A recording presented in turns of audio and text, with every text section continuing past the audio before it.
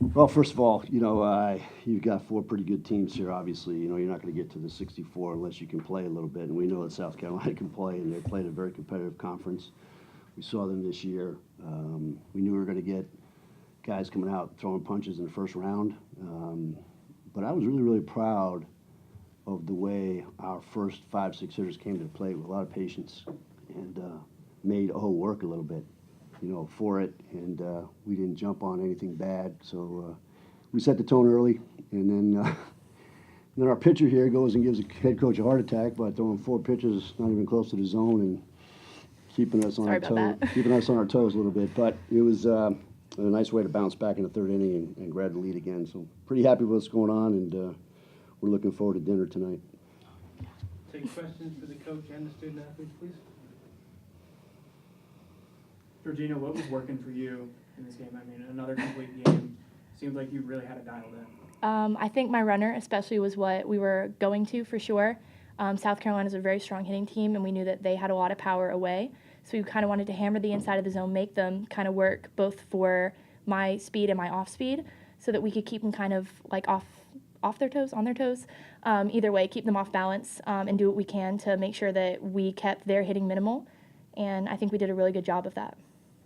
Georgina, you had 11 strikeouts today. Mm-hmm. You were 5 away from matching your record for total in a game. It got a little dicey up in the 5th inning there. How did you kind of keep cool? I think I just have a lot of confidence in my defense. I know that we've gotten out of situations a lot worse. We've gotten out of situations a lot better. So I think you can never really play into that situation that they created, because that's exactly what they want to do. Get players on, create pressure, and I think by me falling victim to that pressure only makes it worse. So I like to keep a very cool head, go each pitch at a time, and just trust that my defense is going to make the plays for me that I need them to make, and trust the movement of my pitches. Bethany, you had some key at-bats there in the middle innings, including that walk in the third. What do you feel like was the key for your approach today against some of the South Carolina pitchers that you were seeing?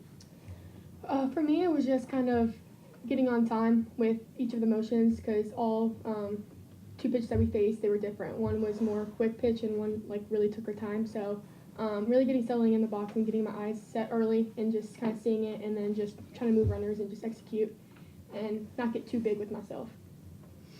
I think one of the biggest plays that's going to go probably not written about is the fly ball that Bethany caught in right field. And we've had our probably scorekeeper go crazy this year a couple times by putting F9, and it was actually F3. So, you don't find a lot of softball first basemen that have the range and the wherewithal to get a jump off of the bat like our first baseman. And the game against Wichita at the end of the year that propelled us for the conference championship, she made 2 plays that were just Keith Hernandez style plays at first base, really incredible stuff.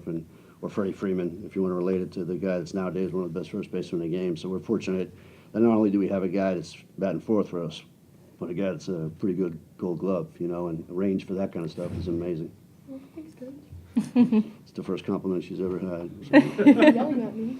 Coach, it was South Carolina's trio of pitchers that you saw today that really got them to supers last year. How surprising was it that they struggled so much today? You can always spin it any way you want, right? So the reason they struggled a little bit today was the patience of our hitters. How many guys in the SEC chase their rise ball? Because they're rise ball hitters. Okay, we're not. And so we really train low in the zone quite a bit. And so would have a little bit of struggle with us. And then we sat on a plate with Drotar more than probably other people do. They try to jump out on her. But they're all 3 good.